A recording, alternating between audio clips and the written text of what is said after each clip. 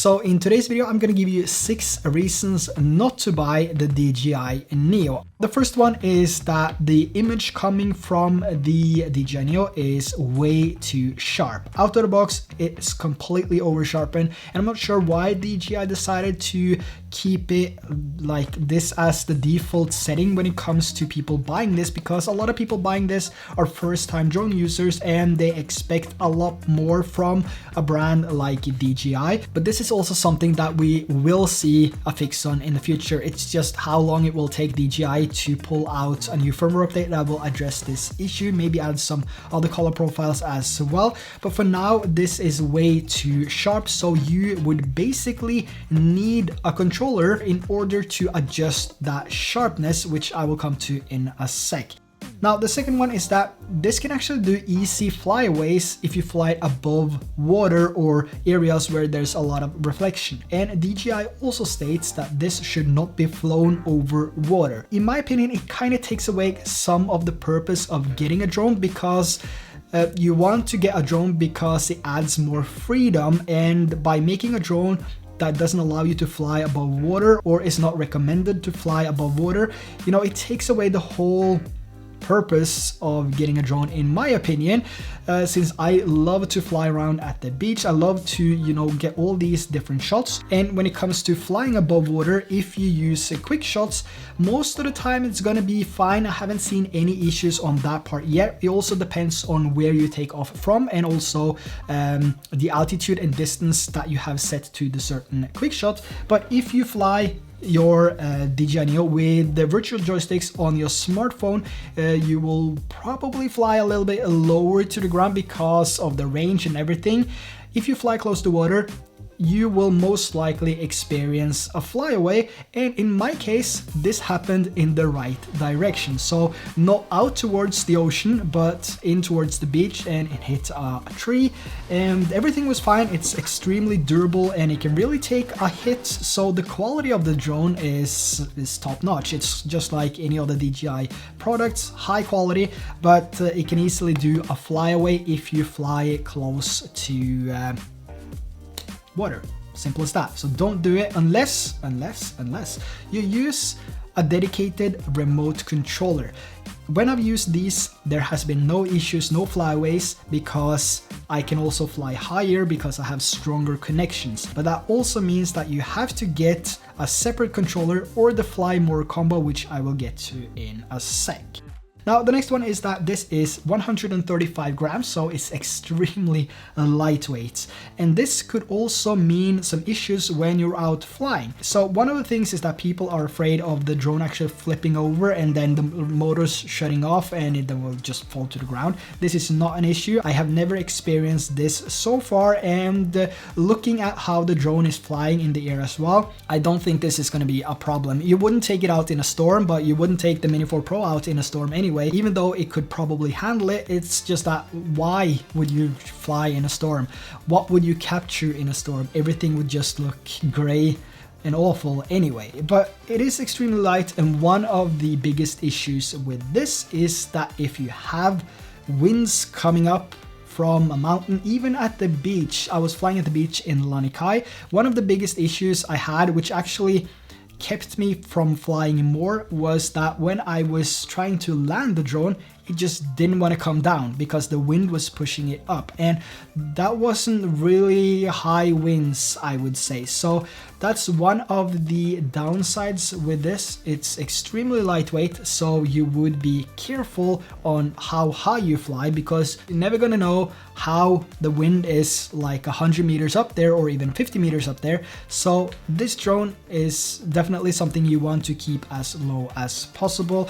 And like I said, when flying FPV drones and all of that, when the transmission is poor, I would prefer to go closer to what I want to film instead of trying to fly out there. And that's also a good thing to consider with this, because the battery life is also on the lower end. Now moving over to number 4, which is image quality, and the image quality on this is it's decent, it's good for social media, but for uploading videos to YouTube or bigger screens, it's not gonna be that good. Let's be honest, it's not going to be that good, and it's not going to be even close to the Mini 4 Pro. So if you're in it for the image quality as of now, I would just go for the Mini 4 Pro. But if you're in it for more of the versatility that you have with everything that you can see here on the table, definitely something to consider. But again, the image quality, it does require a lot of work in order to actually look pretty decent. So I'm just going to show you some before and after shots here with color grading and adjustments in post, and you can decide for yourself which one you prefer more, the before or the after. And I will also leave what type of modes and controllers I've been using to capture these shots.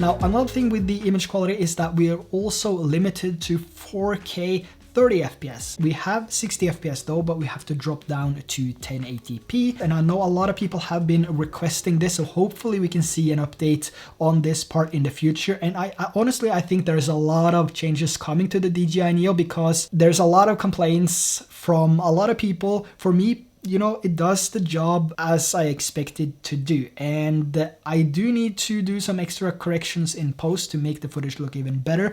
But overall, I have a video coming on this which I shot in Hawaii, and you know, I think it looks awesome after doing some manual adjustments both to the settings and in post. So make sure to hit that subscribe and like button so you don't miss that video. That will definitely answer your questions weeks later, pros and cons of the DJI Neo. Now let's talk about battery life, which is number 5. The battery life is closer to, I would say, 6 between 8 minutes when you're flying longer than 100 meters. So DJI states that this is 18 minutes without the prop guards here and 17 minutes with the prop guards. This could be some issues with the actual firmware update, which is not allowing the full potential of the batteries which we use with the Neo. So as of now, you're only gonna get half of that. So 6 to 8 minutes is what you're gonna get if you fly longer than 100 meters, even closer than 100 meters, because when this return to home kicks in, you would probably want to land the drone anyway, depending on the environment you're flying in and how far away you are. So if you are like 200, 300, 500 meters away, let's say you're 500 meters away, the return to home is gonna kick in earlier because it needs that battery life to come back home. So the closer you fly to its takeoff position, the more battery you'll have. But you know, that's not fun. That's not fun. You don't want a drone to fly in circles around you all the time. You want to experience the freedom of using a drone. So you want to get out there, you want to get high, you want to get low, you want to get through things. Maybe you want to fly some FPV as well, and flying FPV in a radius of 20 meters, it's not fun. So 6 to 8 minutes is what you can expect. And now maybe a little bit more. I would also recommend that you check out other creators to see what they are experiencing, because we all have different ways of flying when it comes to altitude, distance, what type of mode you're flying in. Let's say you fly with sports mode, you're gonna get way less than if you fly in cine mode, but it's gonna go slower in cine mode and so on.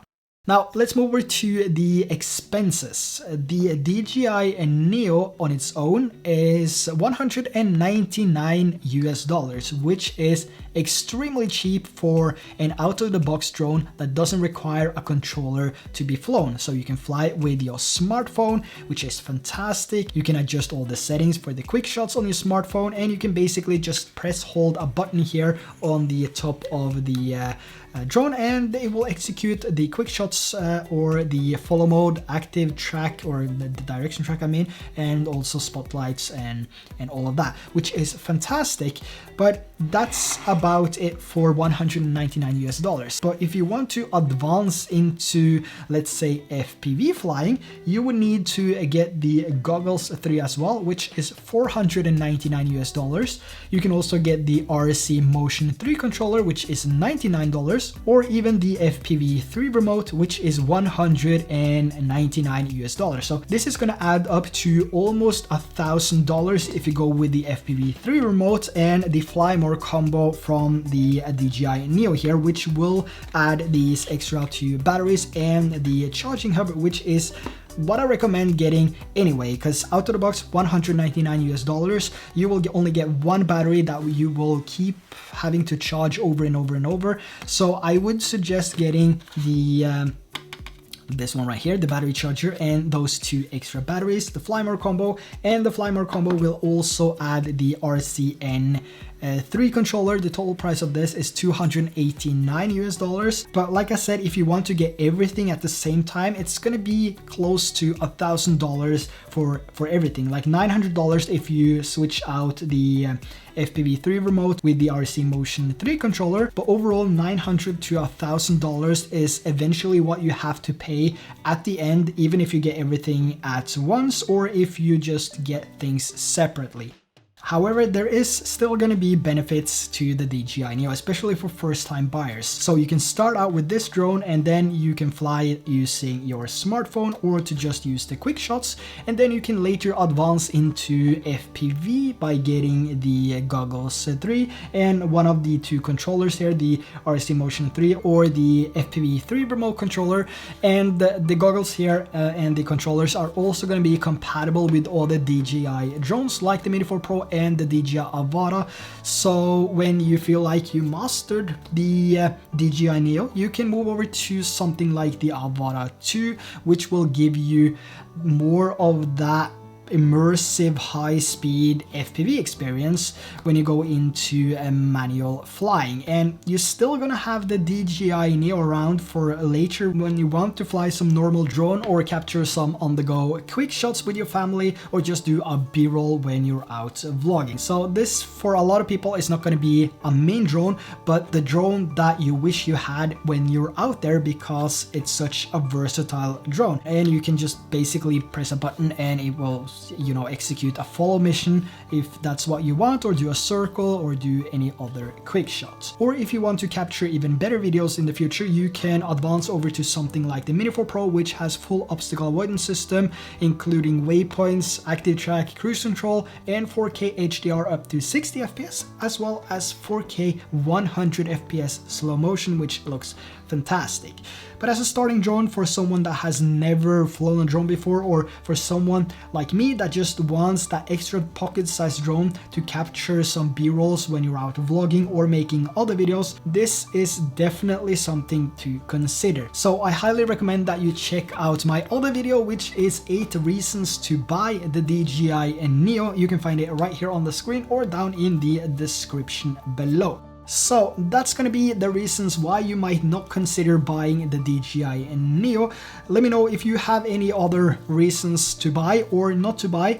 Leave them down in the comments below. Also make sure to hit that subscribe and like button. That would be appreciated. And again, thanks for watching. I'll catch you in the next one. Bye bye.